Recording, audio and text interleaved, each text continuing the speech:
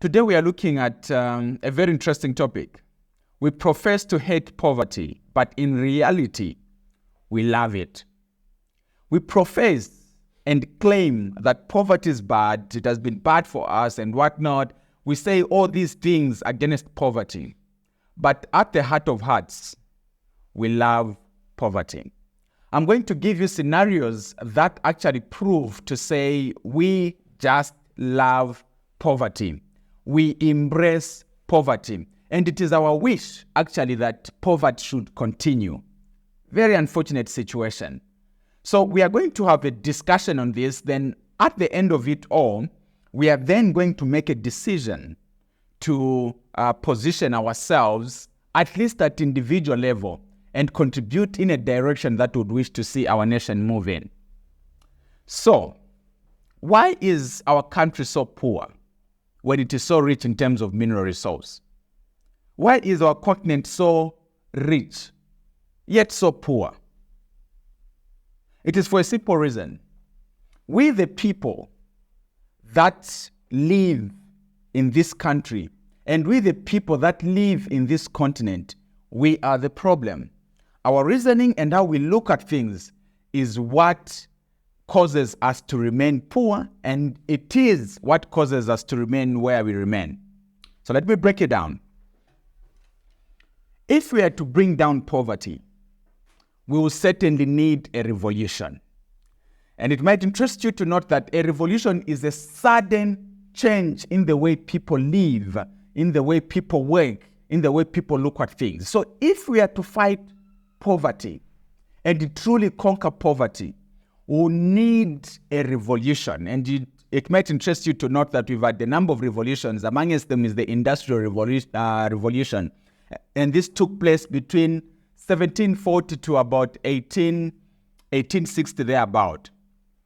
The revolution was, we are tired of producing things using our hands and we need machinery. So when they decided we are tired of this way of producing things and we need machinery, they revolted. And it is in that period that we had the Industrial Revolution, the coming in of machines, the coming in, and so much changed and life changed forever. So if you are to see ourselves change as a people, we certainly need a huge revolution against poverty. So let us pause it there. Let us bring it down. I have a question. In your family, in your society, and where you are found, when one escapes poverty, one was poor, struggling, life was tough, and all of a sudden their business is flourishing and they're doing so well and whatnot, how do you call those? What name do you give them? What title do you give them? One was poor and now they're doing fine. What title do you give them? All things being equal, in our Zambian setup, the person will be called a Satanist. A person will be suspected of using rituals. A person will be called a witch. A person will be called many different names. Do you know what that simply means? It simply means, hey, what is normal is poverty. But why is this one living poverty? There's something abnormal with this person. What could it be? I think he's joined Satanism, and that's what we do. Maybe and this is at totally different levels. Totally different levels. I'll give an example of where I grew up from, in a village setup. There's one man who had a Toyota Hilux, a finished Toyota Hilux by our standards now, a finished Toyota Hilux. When parking, it had to be parked on a little hill, so that in the morning, it becomes easier to push. It was one of those that for it to start, it had no start, so you had to push. But to make it easier, it had to be parked somewhere where you could easily descend, just to make it a bit easier to push. He had that kind of a vehicle. I remember it, a Toyota Hilux, simple van. And this man was called the Satanist. Just like that. For having a finished Toyota Hilux, because in that environment, he seemed to have been doing better than most people.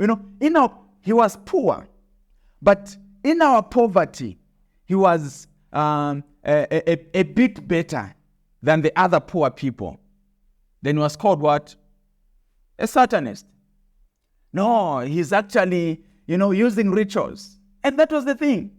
And some of us who are listening to that, we are almost believing that indeed this man could be a Satanist, because how else can someone have a Hilux, a whole Hilux? But you look at the vehicle, it's a finished thing. I moved from the village. When I was at Matero Boys, I was staying at a compound called Chazanga before I moved to a place called Mandevu. So Mandevu, okay, it's very interesting. I used to stay in Mandevu, but because the house was so small, there was another place where I used to sleep. It's in Marapodi, but within the same area. The interesting thing is that there was one man in that point. Well, for those of you that have no idea of where Mandevu Marapodi is, it's a shanty compound, proper shanty compound. And there was a man in that poor environment who had a shop. And this shop was doing pretty well. Well, I wouldn't really say extremely well, but pretty well for that environment. And this man would go out to order things in Tanzania. So he would go for orders, come back to sell, things at that particular shop. So in that environment, he seems to be doing better. I mean, he's a man who crosses the border. He's an international businessman. Going where? To Tanzania. And the stories that came out in that environment were very simple. This man has a mermaid, what they call Chidilomba. And that is why in his shop you have a lot of people. That is why he has so much money. But this guy didn't even have a car. The only thing that he had was this shop. And he was called names. And to make it worse, he had a son who was a drunkard. Oh, that in itself became a very interesting story. Now, no, this man actually used juju and used the juju on the son, through the son. And that is why the son is such a junkie. So it is the juju for him to become rich. He was called names, but if I reflect back and look at this man was just a suffering man in a way at that level. But all because he was a lot better than the majority in that place, was called names. I have not been an exception to that. For those that know my story, 20 years old, you had this software thing. At 22, bought my first truck called Mercedes-Benz Artego. Then from then on, moved to a Volvo FS12. These are big trucks, the truck and trailers. Then there was a question. This 22, 23-year-old, how did he manage to buy such trucks? How did he manage? We have people that have been working for years. How can a 22, 23-year-old buy such? This boy, watch out this boy. Now they're looking at me. This boy maybe may be a Satanist. Actually, there's a possibility that he's actually joined. You see, this story is everywhere. And you might think, no, that is for people who are not educated, people in the village, in the compounds. You see, even at national level, it is no secret that even, some of the prominent people, and we know, maybe I can give one, because maybe you can relate with this. Our current president, he was a successful man, was seen to be successful, a businessman. And before he became president, you used to remember what people used to say at some point? No, he's a Freemason. No, he's a what? No, we call names at different levels. At different levels, we call these people names. And for those that have moved, those that don't want to call them Satanists, they would say, no, this one is corrupt. So if it's a lady who is now progressing well in her business, or maybe progressing well in her career, what do we call her? The question, who did she sleep with? This one slept with the boss, slept with the HR, slept with the managing director. And that is why she's rising in the ranks, or the board chair. No, this one is flourishing in business because she sleeps with the, with the big fishes and whatnot. We have a way of demonizing those that seem to be moving out of poverty. I'm not saying that some of the allegations are not true, but it is the truth that a number of these allegations are false.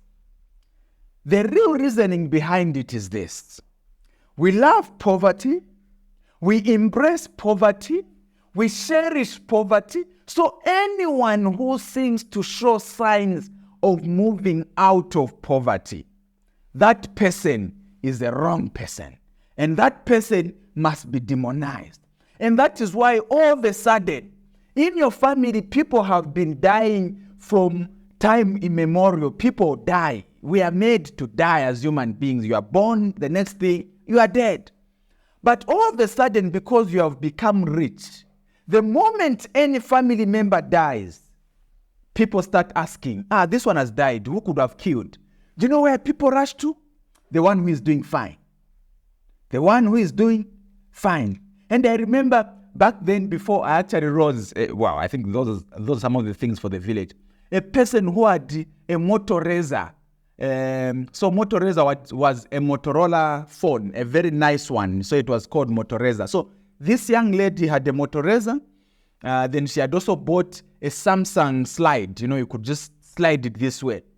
Over phones, this girl was called a Satanist. So this story has been through. Anyone who shows signs of moving out of the norm is called names. Anyone who dies in the family is now ascribed to this one who is doing well. Why is it so? It is for a simple reason. What is normal to us is poverty. Why is this one moving out of poverty? This one is a Satanist. This one is a ritualist. This one has sold years in Dubai. This one has put the mother in business. The mother who died is the one working in business. Funny, useless stories. Why? Because we love poverty so much. That's why we demonize people that are doing so well. Now, what am I driving to with this? Do you know why people do that? It is for a simple reason. The major reason is this. It is jealous. Jealous eats us up so much. It eats us up to the point that when you call someone names, you feel comforted. And your thing now is that, no, me, even as I'm suffering, I am okay. I am suffering in Jesus Christ. This one has riches from blood. It's just a way of comforting oneself in poverty. So when you call those that are doing well names, that one is sleeping with people, that one is doing what? When you call them names, do you know what it does to you? You can relate. You feel a bit better in your poverty. At that point, poverty is well massaged. You feel well in that comfort zone because those that have made it are corrupt. Those that have made it have names. But you have no name in your poverty. So you'd rather feel well in that way. And I should indicate that those that are called names, truly they feel the pinch. I can't talk about others. I'll talk about myself. The time I was called names, I can confess this.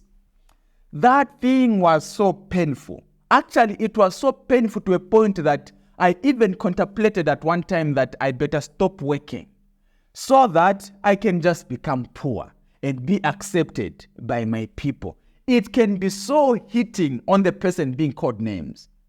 But in a similar way, it can be so comforting to the person who is calling others names. Because you'll just be comfortable and suffering then becomes normal. Poverty becomes your darling. Because in your poverty, you are not called names. In fact, you are preparing to go to heaven where you'll be walking on silver and gold. And we have the way of comforting ourselves in those issues. What am I putting across? Jealousy is the biggest reason why people say these things. And for some of you that say, no, me, I don't call people that and I don't. If by chance you find yourself in a conversation where people are demonizing another person and you keep quiet, you are an accomplice you are endorsing that conversation. I would want to challenge all of us. If you ever find yourself in that conversation, you need to ask a question. Ask a question. How true is what you're saying? Who told you that indeed this person has joined Satanism or is sleeping with people? This one is a ritualist and this one has used juju. Ask that question. You realize that what people are talking about is not founded at all. But yourself, you enjoy the stories. And you have a way of even encouraging more lies to come on. And do you know how you encourage them? You are telling me. Oh, don't tell me. Are you telling me? And when you say, don't tell me, in essence, you are saying, tell me more. Speak more. And the person giving the lies now, you have a way of concluding, because the story must be interesting. And for the story to be interesting, you must add soup. You must add, spices. And you must add all these things. Then the person giving the story, when you say, no, you are not telling me. Don't tell me. Then the person, I am telling you. This issue. This person, did you see that car? That car that he bought. No, he has a new one now. So that car, put the stories and whatnot. Instead of controlling the situation, you are not saying it. But the fact that you are listening and you are giving that attention, you too, you are an accomplice. You are the evil people that have perpetuated poverty in this country. You see, a poor country is the collection of poor citizens. A poor country, when the majority of the people are poor, a country is poor. So if in this environment we massage poverty, you are an accomplice. We are poor because of you. And let me say this. It would work out great if we embraced wealth, if we celebrated people that are rich. Do you know what this will do? The more people become rich, it simply means one thing. It increases your chances of success. Why? Because for your services and products, it simply means that you have many more people that can buy your products and services. If the majority are poor, who is going to buy your products and services? Who? Even if you had a brilliant business idea, who will buy those things? So if the majority are poor, just know that even yourself, your life is doomed. And in a moment when you need help, who are you going to run to if everyone around you is poor? Because we comfort ourselves in poverty to a point that you would rather have everyone suffer, including yourself, and you feel comfortable that way. Now, in a day of reckoning when you need help, who is going to help you? It is for a simple reason. You continue in the stories. Don't tell me. Is that real? Only who's I way. And in those stories, you have comforted ourselves in poverty. We need to have a change. Let us demonize people that are making it. Let us celebrate them. All of a sudden, we no longer have people that we celebrate. No heroes at all. Because all the heroes that made it, we have found a way of demonizing them. We have no issues with foreigners. We have no issues with people who have a white skin. We have no issues with Indians. We have no issues with Chinese. We have issues with ourselves. This one and some of these people, we know their story. They started with a restaurant. We have seen them struggle, progressing and getting better, but we still call them names. With those words, I would wish to challenge you to say, be the change that we have been waiting for.